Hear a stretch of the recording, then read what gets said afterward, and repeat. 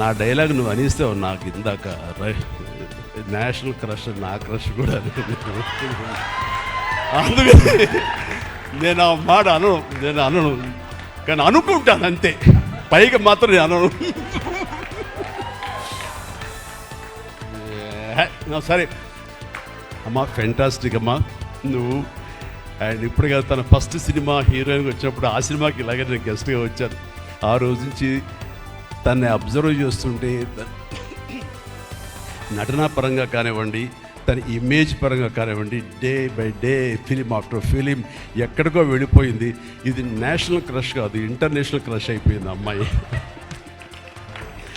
And God bless you అమ్మా, నువ్వు ఎంత బాగా పెర్ఫామ్ చేస్తావంటే నేను చూస్తుంటే నీ కళ్ళు తప్ప ఇంకేమైనా అట్రాక్ట్ చేసుకోవు, కళ్ళు ఒకలా చూస్తుంటావు నేను.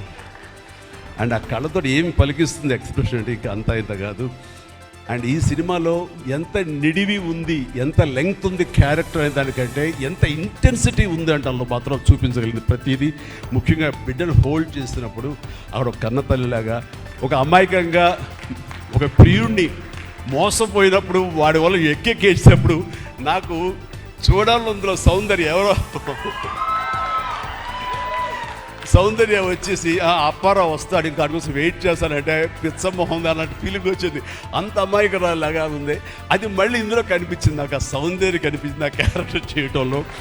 You did fantastic job. ఆ తర్వాత సీరియస్నెస్గా పెంచుకుంటూ, ఆ తర్వాత దేవాకి సపోర్ట్గా ఉంటూ అండ్ దేవాన్ని ఓన్ చేసుకునే విధంలో మాత్రం నీ ట్రాన్స్ఫర్మేషన్ కానీ నీ characterization well designed and well performed. Fantastic అమ్మా, ఫెంటాస్టిక్.